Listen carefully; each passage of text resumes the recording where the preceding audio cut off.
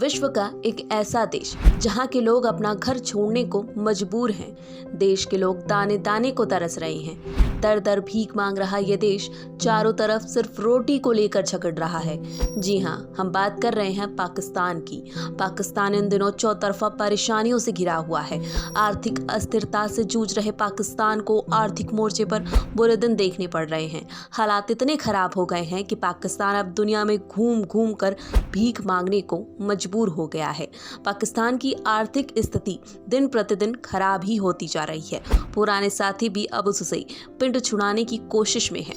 पाकिस्तान समस्याओं का पिटारा बन गया है। उसके पास इन समस्याओं से निकलने के सारे रास्ते धीरे धीरे बंद होते जा रहे हैं। पाकिस्तान के लोगों के लिए आटा दाल का जुगाड़ भी अब मुश्किल होता जा रहा है।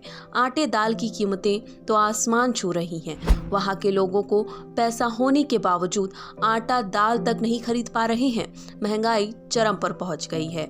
दूध, प्याज, नमक जैसे जरूरी सामान भी इतने महंगे हो गए हैं कि कई लोगों के लिए इन सब चीजों को खरीद पाना सपना जैसा लग रहा है।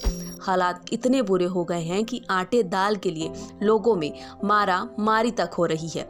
बलूचिस्तान की राजधानी क्वेटा में आटे से लदे ट्रक के पीछे भागते लोगों की तस्वीरें पाकिस्तान की जर्जर हो चुकी अर्थव्यवस्था की वास्तविकता को बयां करने के लिए काफी है।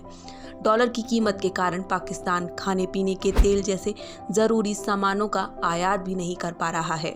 बाढ़ से पाकिस्तानी अर्थव्यवस्था को भारी नुकसान हुआ है। जी हाँ, 2022 में भीषण बाढ़ ने पाकिस्तान में जिस तरह से तबाही मचाई, उससे उभरने में पाकिस्तान की अर्थव्यवस्था को कई साल लग सकते हैं। 2022 में जून से अक्टूबर के बीच गर्मियों में 1/3 पाकिस्तान बाढ़ की चपेट में था। सबसे ज्यादा असर सिंध और बलूचिस्तान में था।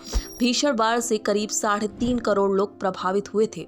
इसे पाकिस्तान का सबसे भीषण जलवायु आपदा भी बताया जाता है। हालात इतने बुरे थे कि अभी भी बाढ़ के पानी में बहुत कम उतार आया है।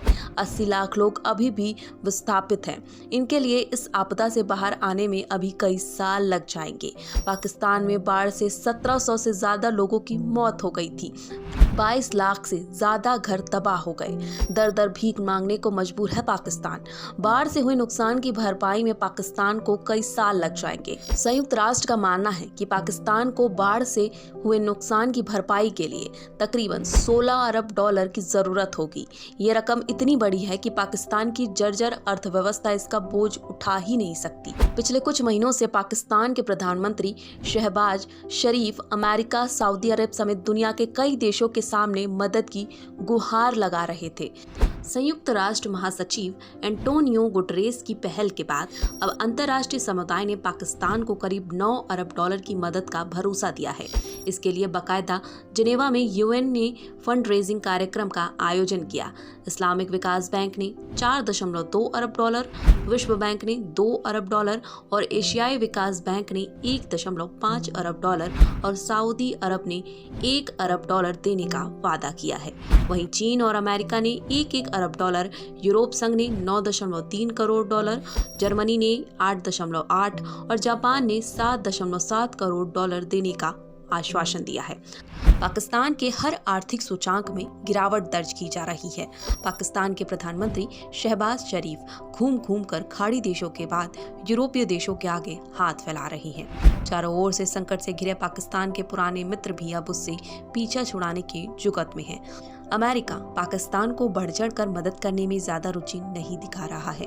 अमेरिका को आतंकवाद के मुद्दे पर अब पाकिस्तान पर ज्यादा भरोसा नहीं रह गया है।